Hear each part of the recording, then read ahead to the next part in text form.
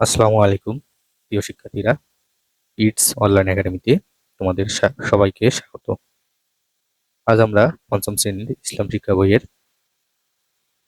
প্রথম অধ্যায় আকাইদ ও ইবাদত এর সম্পূর্ণ অনুশীলনী প্রশ্ন এবং উত্তর খুব সহজভাবে শিখব।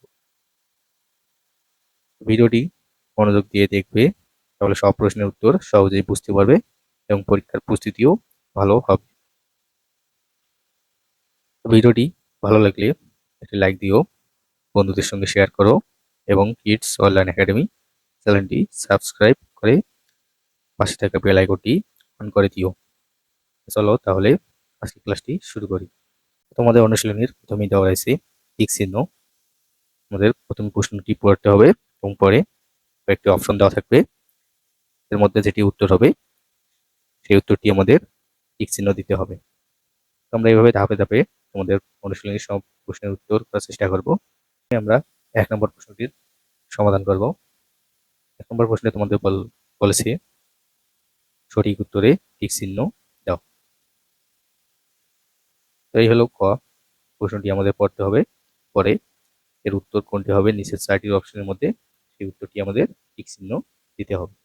চলো এর উত্তর এবং প্রশ্নের সমাধান দুটোই আমরা একসাথে দেখে নিই। এই হলো তোমাদের 1 নম্বর প্রশ্ন। ক নম্বরে বলেছি সৃষ্টি জগতের শৃঙ্খলা থেকে আমরা কি বুঝতে পারি।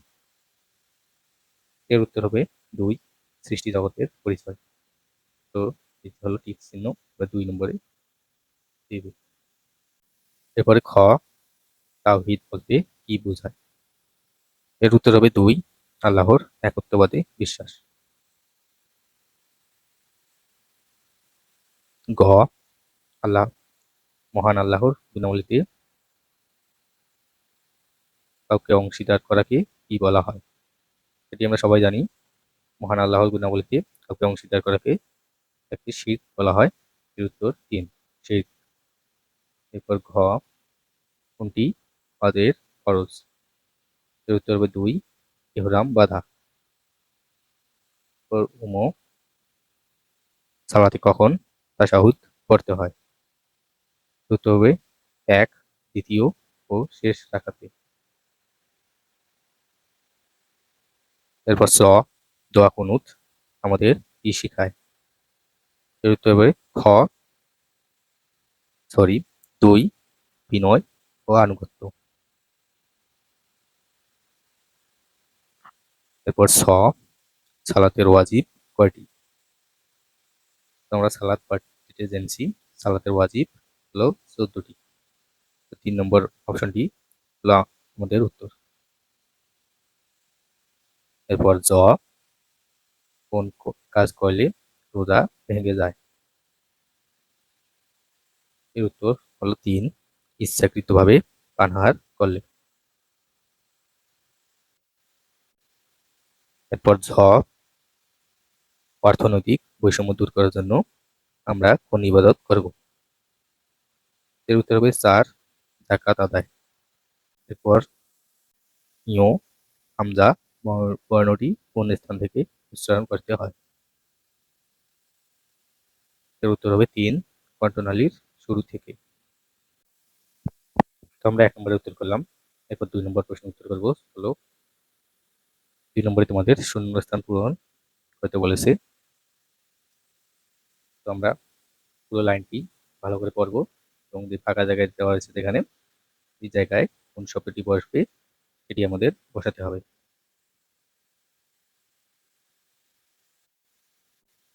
চলো 2 নম্বরের উত্তর দেখে নিই। এ হলো 2 নম্বর শূন্যস্থান পূরণ এর উত্তর। ক নম্বরে বলেছিল 1 ও দ্বিতীয় আল্লাহর আদেশেই সৃষ্টি জগৎ। এখানে তোমাদের ফাঁকা জায়গা চলে, এই ফাঁকা জায়গায় তোমরা বসাবে সুশৃঙ্খল ভাবে, এইটি বসাবে। এরপর ক, সালাতে ফরজ 2 প্রকার। কি হবে আহকাম ও আরকান। ফাঁকা জায়গায় তোমরা আহকাম বসাবে। এরপর গ, জাকাতের মাধ্যমে দরিদ্র মানুষের ফাঁকা জায়গায় আর্থিক প্রসবে সহায়তা প্রদান করা হয়। এরপর ঘ, সাওম পালনের মূল উদ্দেশ্য হলো,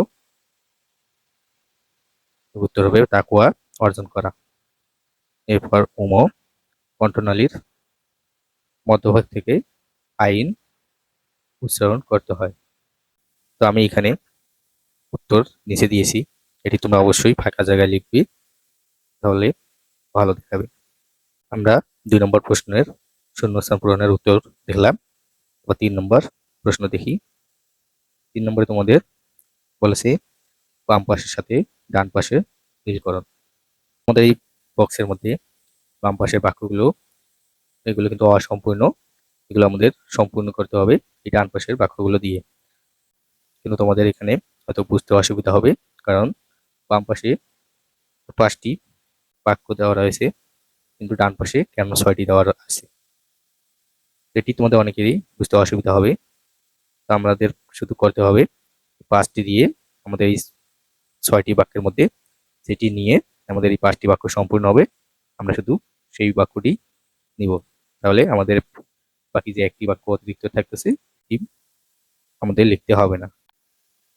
চলো 3 নম্বরের উত্তর দেখে নিই। এই হলো 3 নম্বর প্রশ্নের উত্তর। তোমরা এইভাবে লিখবে। ক, কাউকে আল্লাহর সাথে সমতুল্য মনে করাকে শিরক বলে। খ, তাশাহুদ পাঠ করার মাধ্যমে সালাত আদায়কারী মহান আল্লাহর মহিমা ঘোষণা করেন। এবার গ, প্রাপ্তবয়স্ক, সুস্থ ও সামর্থ্যবান মুসলিম নরনারীর প্রতি জীবনে একবার হজ করা ফরজ। ঘ, প্রত্যেক ভাষার বর্ণমালার একটি নির্দিষ্ট উচ্চারণরীতি রয়েছে। এরপর পবিত্র কুরআন বিশুদ্ধভাবে তেলাওয়াতের জন্য গুনাহ সম্পর্কে জানা প্রয়োজন। আমরা 3 নম্বর প্রশ্নের উত্তর দেখলাম। এবার 4 নম্বর প্রশ্ন চলে যাও। 4 নম্বরে তোমাদের শুদ্ধ এবং অশুদ্ধ নির্ণয়। এটি তোমাদের জন্য খুবই সহজ, কারণ এখানে তোমাদের 6টি বাক্য দেওয়া রয়েছে। এই বাক্যটি কোনটি শুদ্ধ বা অশুদ্ধ, বলতে কোন বাক্যটি ভুল, সঠিকভাবে লেখা হয়নি, আর কোন বাক্যটি সঠিকভাবে লেখা হয়েছে এটি তোমাদের দেখতে হবে। এটি তোমাদের এখানে করতে বলা হয়েছে। চলো আমরা দেখে নিই কোনটি শুদ্ধ এবং কোনটি অশুদ্ধ। এই হলো 4 নম্বর প্রশ্নের উত্তর। ক নম্বর বলেছে সালাতে প্রত্যেক রাকাতে সূরা ফাতিহা পাঠ করা ওয়াজিব। এই বাক্যটি অশুদ্ধ, কারণ প্রত্যেক রাকাতে সূরা ফাতিহা পড়া ফরজ, এটি আমাদের পড়তেই হবে। এরপর খ, মুনাজাতের মাধ্যমে মহান আল্লাহর কাছে নিজের চাহিদা প্রকাশ করা যায়। এই বাক্যটি শুদ্ধ, কারণ আমরা সালাতের মধ্যে যে দোয়া করি শেষে সালাম ফেরানোর পর দুহাত তুলা মহান আল্লাহর কাছে যে প্রার্থনা চাই, এখানে আমাদের নিজের চাহিদা আল্লাহর কাছে ভিক্ষা চাই। এরপর গ, বিশুদ্ধভাবে কুরআন শেখা আমাদের সামাজিক দায়িত্ব। এটি অবশ্যই অশুদ্ধ, কারণ বিশুদ্ধভাবে কুরআন শেখা আমাদের ধর্মীয় দায়িত্ব।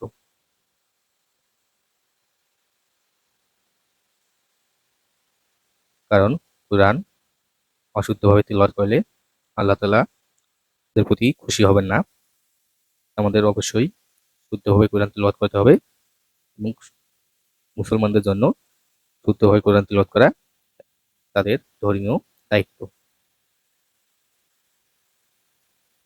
এরপর ঘ, তাজবিদ আয়ত্তের মাধ্যমে আল্লাহর নৈকট্য লাভ হয়। এটি শুদ্ধ, কারণ তাজবিদ আয়ত্ত করলে আমরা কোরআন বিশুদ্ধভাবে পড়তে শিখতে পারবো। এরপর হজ ফরজের শিক্ষা। এটি অশুদ্ধ, কারণ আমাদের জীবনে হজ সুস্থ, আর্থিক ও মানসিকভাবে যে স্বাবলম্বী তার কাছেই শুধু হজ ফরজ। স হরফের উচ্চারণের স্থানকে মাখরাজ বলে। এই বাক্যটি শুদ্ধ। 5 নম্বর প্রশ্নে চলে যাও। তো এই হলো তোমাদের 5 নম্বর প্রশ্ন। তো 5 নম্বর প্রশ্ন বলেছে সংক্ষিপ্ত প্রশ্ন। এখানে তোমাদের 6টি প্রশ্ন রয়েছে। এই 6টি প্রশ্নের উত্তর লিখতে হবে তোমাকে। চলো এই 6টি প্রশ্নের উত্তর দেখে নিই। এই হলো 5 নম্বর প্রশ্নের উত্তর। ক নম্বরে বলেছে তাওহীদ কাকে বলে? এর উত্তর হবে আল্লাহ তাআলাকে এক ও অদ্বিতীয় এবং ইবাদতের একমাত্র উপযুক্ত সত্তা বলে বিশ্বাস করাকে তাওহীদ বলে। এরপর খ শিরক কাকে বলে? এর উত্তর হবে আল্লাহ তাআলার সঙ্গে কাউকে শরীক করা বা তার গুণাবলী ও ইবাদতে অন্য কাউকে অংশীদার করাকে শিরক বলে।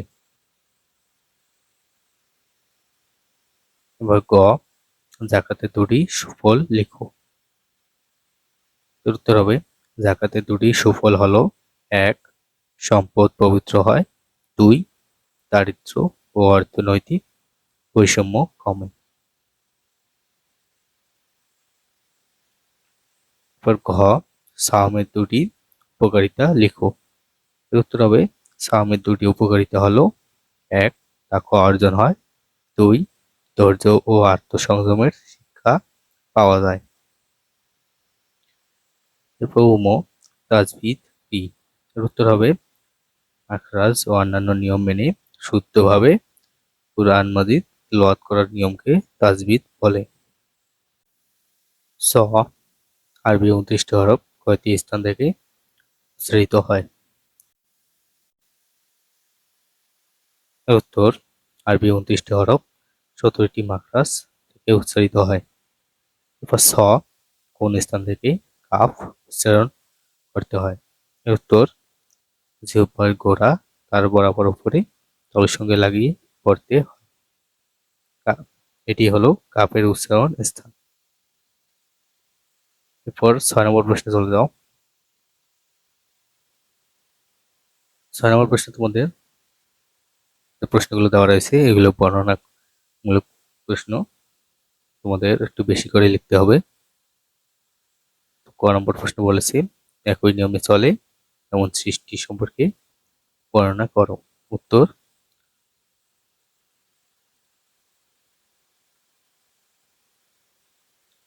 আল্লাহ তাআলা সমগ্র সৃষ্টি নির্দিষ্ট নিয়মে পরিচালনা করেন। সূর্য প্রতিদিন পূর্ব দিকে উদিত হয়ে পশ্চিমে অস্ত যায়। চাঁদ, তারা, গ্রহ, নক্ষত্র নির্দিষ্ট কক্ষপথে চলে। দিন রাত, ঋতু পরিবর্তন এবং সৃষ্টি সবই আল্লাহর নির্ধারিত নিয়মে সংঘটিত হয়। সব দেখে আমরা আল্লাহর অসীম ক্ষমতা ও মহিমা সম্পর্কে জানতে পারি। তো এই হলো তোমাদের ক নম্বর প্রশ্নের উত্তর। এরপর খ একত্ববাদ বলতে কি বোঝো? এর উত্তর একত্ববাদ বা তাওহীদ বলতে আল্লাহ তাআলাকে এক ও অদ্বিতীয় বলে বিশ্বাস করাকে বোঝায়।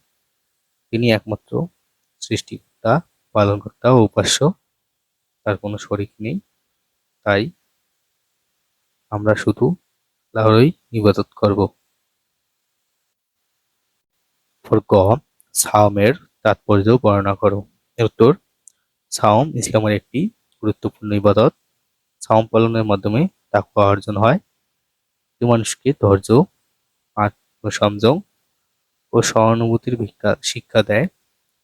সাওমের মাধ্যমে আল্লাহর সন্তুষ্টি লাভ করা যায় এবং গুনাহ থেকে বিরত থাকার অভ্যাস গড়ে ওঠে। এরপর ঘ যাকাতের সুফল সম্পর্কে একটি অনুচ্ছেদ লেখো। এর উত্তর হলো যাকাত ইসলামের অন্যতম গুরুত্বপূর্ণ ইবাদত। যাকাত আদায় করলে সম্পূর্ণ পবিত্র সম্পদ পবিত্র হয় এবং দারিদ্র্য দূর করতে সাহায্য করে। দরিদ্র ও অসহায় মানুষ আর্থিক সহায়তা পায়। ধনী গরিবের মধ্যে ভ্রাতৃত্ব ও সম্প্রীতি বৃদ্ধি পায়। অর্থনৈতিক বৈষম্য কমে এবং সমাজে শান্তি প্রতিষ্ঠিত হয়। আল্লাহ তাআলার সন্তুষ্টি ও নৈকট্য লাভ হয়। এরপর তাজবিদ সম্পর্কে আলোচনা করো। এর উত্তর, তাজবিদ অর্থ শুদ্ধভাবে কুরআন মাজিদ তিলাওয়াত করা। তাজবিদের নিয়ম মেনে কুরআন তিলাওয়াত করলে অক্ষরের সঠিক উচ্চারণ হয় এবং অর্থের বিকৃতি ঘটে না। তাই প্রত্যেক মুসলমানের তাজবিদ শিখে কুরআন তিলাওয়াত করা উচিত।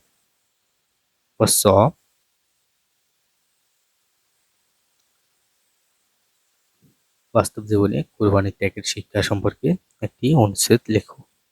উত্তর, কুরবানির আমাদের ত্যাগ, আনুগত্য ও আল্লাহর সন্তুষ্টি অর্জনের শিক্ষা দেয়।